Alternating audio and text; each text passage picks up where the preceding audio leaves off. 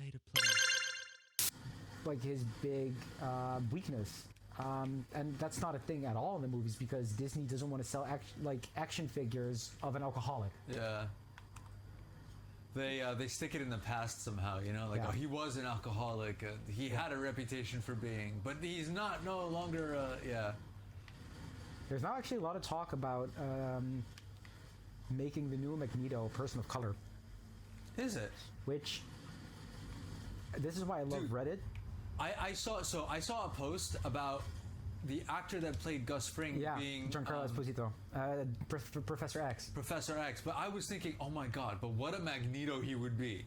Here's the thing, though. The funny thing is that this is where I'm so glad that I have Reddit and I have other people and other people's opinions to Yeah. inform me because I'm like the ultimate embodiment of privilege. I'm like the whitest, blondest, cissest, heteroist guy out there. So like I'm like a Nazi propaganda poster. So I really need other people to sort of basically point things out. Yeah. We need and- other people to teach us to see, is how I think. yeah, and that takes obviously the most energy has to come from yourself, where it's like it's not about educate me, but it's like looking stuff like that up actively. Yeah. And that's why I love using Reddit, for example, where when it was first mentioned that Magneto might be a person of color right now, I was like, oh wow, that's really cool and interesting. That was like my instinctive reaction. Yeah, But I mean, like- that was mine too. Yeah, I had the exact same reaction as you, actually. But then I saw a comment from a Jewish person on Reddit that was such a good explanation where it's like, shit, yeah, that actually makes way more sense, and I think that's the perfect explanation. Where this person was like, yeah, this really hurts, and this really irks me, because there's almost no actual Jewish representation in like superhero media, and there's like actually not all that much Jewish representation at all in like famous main characters, which is even more interesting if you think of like characters like Superman being created by Jewish writers. And he was I like, don't know. Magneto is such an amazing and interesting character because yes, sure, he's a villain, but he can also a lot of times be considered an anti-hero, and Yeah. he is characterized by being a Holocaust survivor, which is again unheard of actually in superhero fiction. And they're like, he's such an amazing and interesting look into that huge part of history and of my background and of what it means to be Jewish even now. And he was like, and turning and basically saying that you can just take out that trauma and replace it with different trauma. He was like, that to me feels disingenuous. Like there should be characters to talk about apartheid. There should be characters to talk about systemic racism. There should be characters to talk about transphobia and homophobia. There's all of those characters should exist, and I would love for them to exist. Is basically what he said. But he was also like, but like when it comes to Jewish representation, when it comes to tackling, for example, the Holocaust, there's not much else apart from Magneto, and to take that away to discuss to discuss different trauma feels like a sort of cheapening of trauma in general. Like, oh, you can just take out the Jewish trauma and replace it with the black trauma, which obviously is not even like a singular thing. But I was like, oh shit, I never even looked at it like that, and I think that was a pretty cool sort of way of looking at it. No, that is a good point. Actually, I had completely forgotten that Magneto was a Holocaust survivor. Yeah. So yeah, I mean, now that you mention it, yeah, it makes total sense. I think I was just thinking of just how good that actor is at being a bad guy. But maybe that's also why, because like Magneto has to be an anti-hero because what he says does make sense. Yeah. From what I recall, anyway, from when I was reading like the X-Men comic books as a kid, his point was like, stop being prejudiced against us. Just leave us the F alone, Yeah. And his whole thing was, I'm fighting because you won't leave us the F alone. If you just left us alone, it would be, Yeah. Shit. I just completely killed myself. Yeah. I think I can respawn you if I just run back. But yeah, no, that's a good point. I also, by the way, do like the idea of him playing Professor X. I thought like as Gus Fring, Breaking Bad had one hell of a cast of actors. They were so good in so many ways. And again, the writers really thought about subtlety, you know? And yeah, Gus Fring's like extensive conscientiousness or whatever it is, like the way he portrayed it, it didn't ever feel forced. It felt natural. Part of the reason why he was so good at it. Yeah, it's the thing is that Giancarlo Esposito is like this really cool actor who has been doing mostly villain roles in the last like 10 years, but I actually do really like him in somewhat warmer, like more human parts.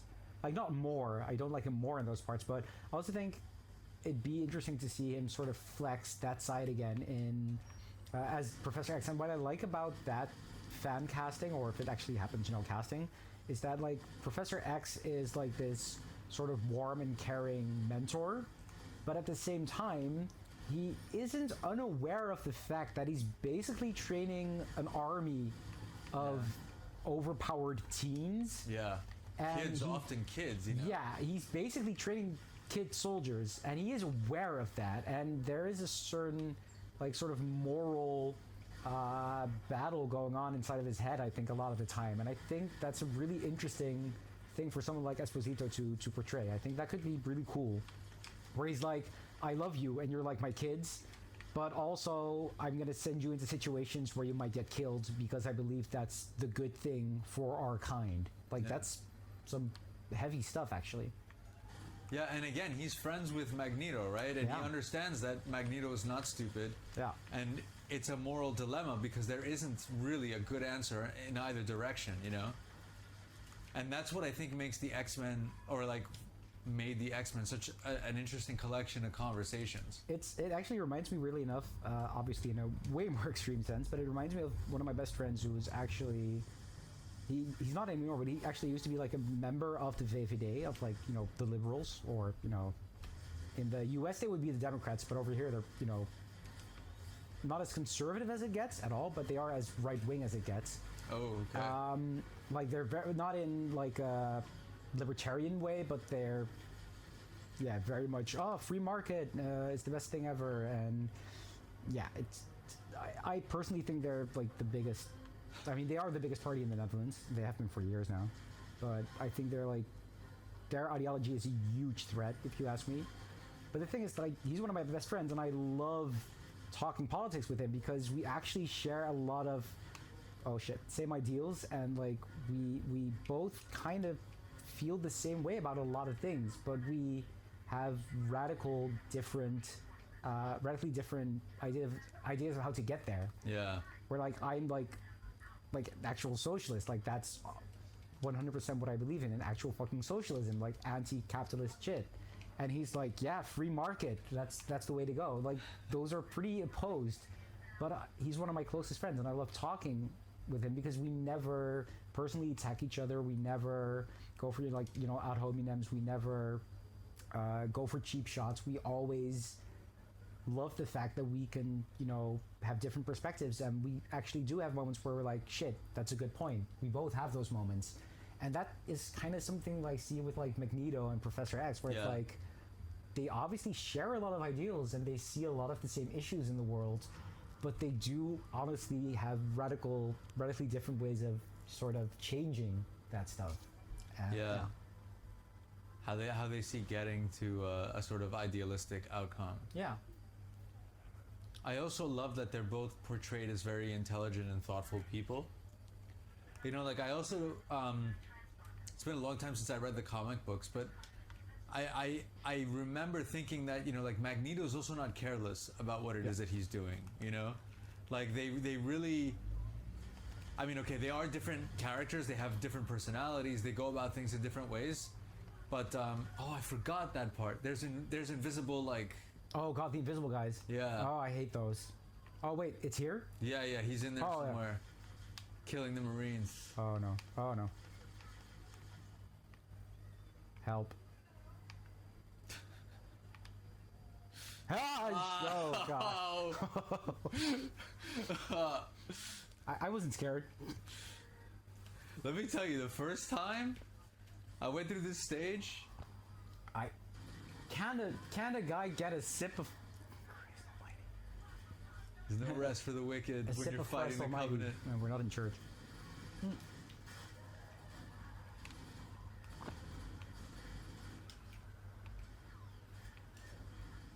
Oh, invisible guy is so annoying.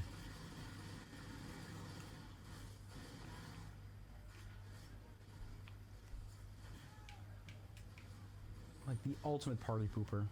Totally. Here we were just chilling on an alien spaceship. Yeah. On our fat ride. Just had to come in and ruin it all. His glowy sword. Oh, there's more that come in, right? Oh god, yeah, there's wave after wave after wave. We got this, we got this. Cheeky bastard. We are Master Chief. Look at us. Just chiefing along. Halo's another story that portrayed in like. Actually, I was gonna say an interesting dilemma, but it wasn't really a dilemma. Like they, because they started developing like the Halo project before the Covenant was around, right? You mean the Forerunners? No, like I mean, so like human beings started stealing kids and like giving them these. The Spartan program. Yeah, yeah. Oh yeah, that's true. Yeah. I was gonna say moral dilemma, but they started that to quell human uprisings or something, right? That could very well be the case. I'm not I do know they just fucking grabbed those kids from their fucking beds and just made clones that would die. It's really disturbing and dark stuff, actually. Yeah. I'm not sure, and you haven't played all of the latest games, I believe, but it's really weird to me. I feel like they've kind of been. It's not really retconning, I would say, because they're not actually, I think, changing any facts, but it does feel like they're sort of trying to portray the head of the program, who Cortana's based on, of course. Halsey. Yeah, I think they've been trying to portray her more and more of sort of kind of misguided, but not pure evil, where they're like, well, sure, it was not cool to kidnap kids, but, you know, because in the end, that's the whole thing, in the end, you are still an actual goddamn tool of, like, the military. Yeah, like your military property. You never actually, you are still serving the exact same people who kidnapped and, you know, fucked you up. Yeah. Which, I mean, very interesting sort of material to work with. I think it's a pity that, so like, Callie was telling me that she feels like they totally shied away from this. Mm-hmm. You know, and like they're like really not exploring it at all. Yeah, But what I recall was when, like, this game was new, and we were sort of just discovering it, discovering the story. These were the things that were interesting about it. This sort of dark thread where you're the superhuman person, basically, you know, taking down entire spaceships, and this sort of dark history and this dilemma that you have where, you know, you want to save humanity, obviously, but you're a tool of the government. I feel like a lot of that is actually, I think a lot of that is more, funnily enough, like fan base driven than actually stemming from the, like, franchise itself. But that's like, I don't really have like I can't, you know, point to something and sort of make that case, but like my gut tells me like a lot of that, whenever I think of like that stuff, I think of the people talking about that stuff on, like, web forums, and I feel like that's more of a thing that's something the fans like getting into than that it's really actively explored in the franchise itself. Though, to be fair, I think the books do. Oh yeah? Yeah, I think the books do actually way more get into it. Like, the games have to still sell the whole shooty bang bang concept. Yeah. They don't want to drag it down by pretty like, lights. Yeah, they don't want to be like, oh yeah, also the main character has horrific PTSD and will never ever feel whole. Like, that's not a thing they want to explore because they need you to go pew pew. But the books, I think, do. They get into like the actual like sort of like thoughts and reactions of like the kids who were kidnapped, and like they get into a lot of disturbing shit, I think. That's good to hear. because it does make for interesting material, I think. Like, what does one do thrust in this position, you know? You're superhuman. Pew pew. Yeah. You go pew pew. Right, you take down spaceships with your bare hands or something. God fucking no.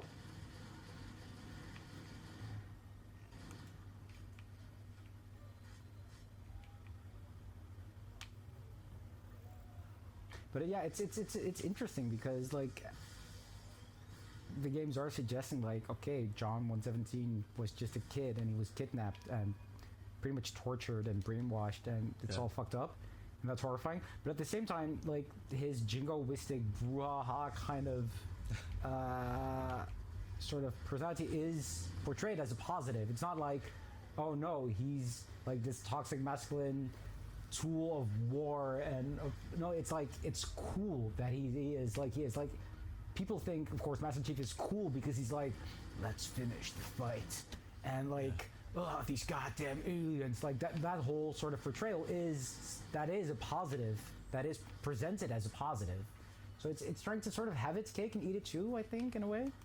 Yeah, they want the character who's capable of excelling. Yeah.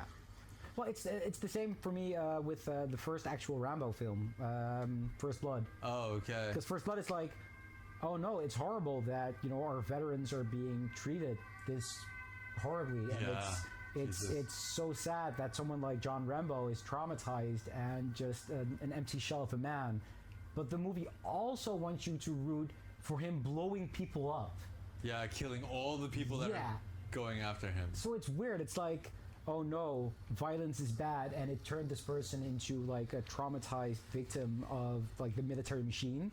At the same time, it's also like, oh yeah, look at this guy blowing people up. Like, I think like Halo feels like that sometimes. Yeah. Yeah. Again, because it's not entertaining to watch, right? Yeah. You want the action flick that will be exciting or whatever it is, and you can't. It's really hard to. I mean, I don't think it's impossible, but it is. To be fair, it's not. I'm not going to be the most critical person about this because I do believe that it's really fucking hard to make a fun shooting experience in a game and also have it be a really good like criticism of the portrayed violence. I think that's it's not even a balancing act. I think that's just really, really fucking hard, and that I think is not because of lazy developers. I think, how are you gonna have someone kill all kinds of like characters or even robots or zombies and also make the statement what you're doing is bad? Like that's. This is why I appreciated like there was a period of time where like the Doom ethos was like, we're just not even going to try and explain it. This doesn't have a story. Yeah. This character is just blowing up things from hell, and stop trying to read into it. Like, just blow up things from hell. Yeah. And in a way, I found that satisfying that they didn't even try. It's the same thing with. That's actually the perfect comparison with Marvel. Like, I prefer Marvel as like stupid, vapid, like violent action flicks because that's what they're good at, and they're not trying to be something they're not.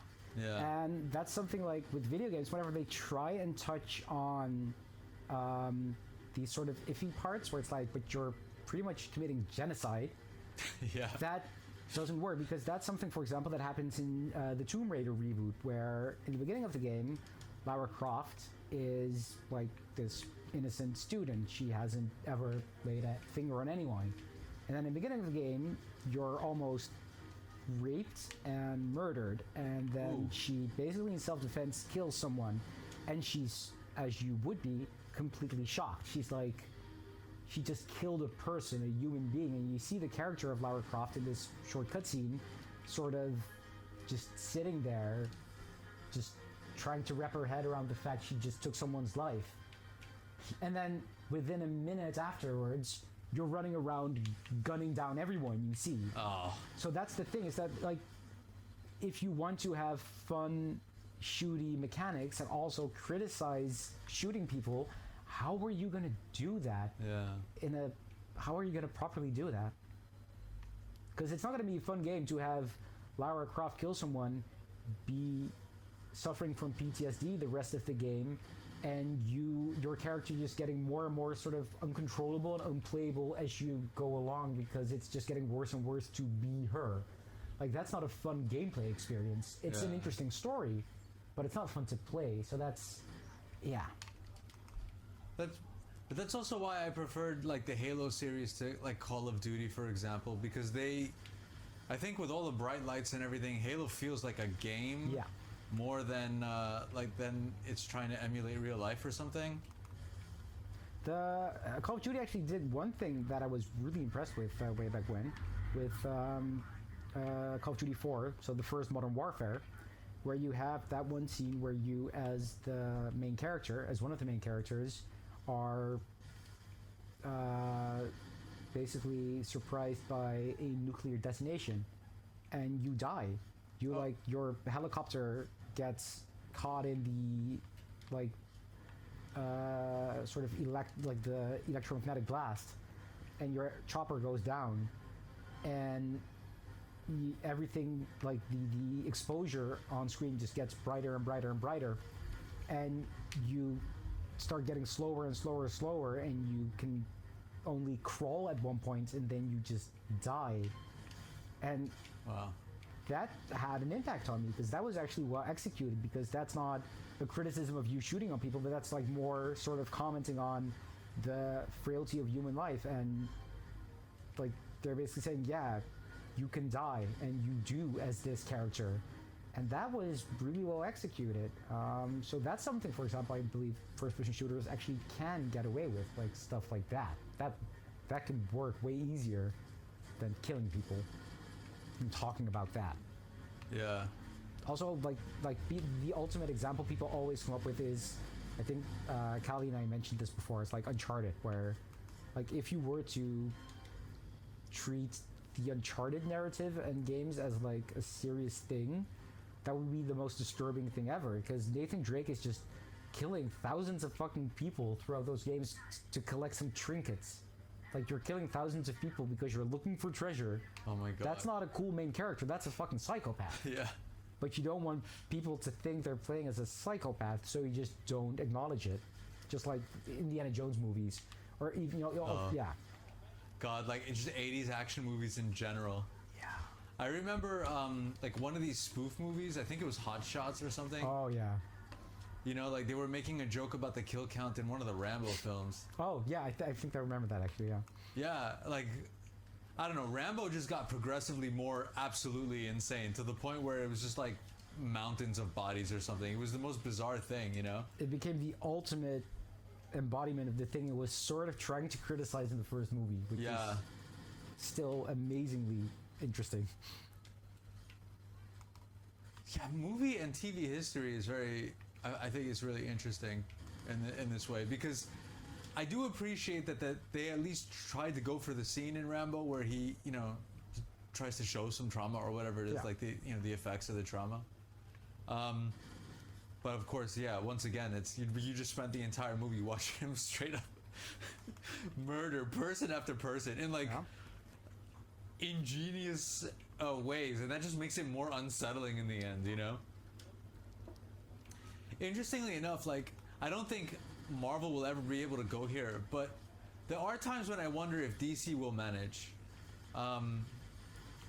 But then I think, you know, if it does manage, it'll get too big, and then that'll kill its opportunities to discuss things in this sort of way. But I do think they have the opportunity to sort of portray like these darker themes in a sort of thoughtful and subtle way. Like they could, you know. DC is so different from Marvel, and that's why it's such a shame they haven't really been able to get their movies, you know, off the ground, because like the weirdest thing though is that for me the difference has always been is that like DC is about half gods and like it's of kings and gods and these deities. I mean, Superman, Wonder Woman, like these are like borderline immortal, overpowered characters. So they're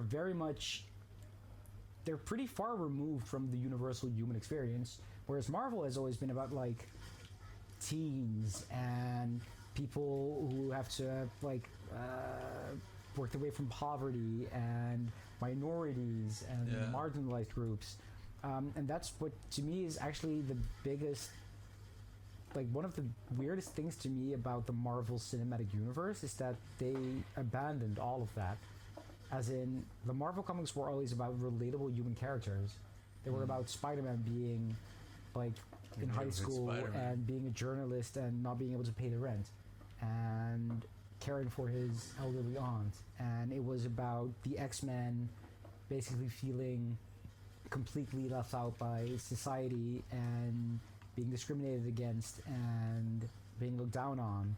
And it was about like all these or even characters like with terminal illnesses, like there was, or people with like a lot of trauma. There were like a lot of, that was what was, they were very much like fallible actual people. And then the Marvel movies have mostly revolved around billionaires, the biggest of the biggest scientists in the world, the most renowned scientists you can think of, kings and half gods. Like Marvel's mostly revolved around an Asgardian god, a billionaire tech guy, cool secret service kind of people. Yeah, that's true.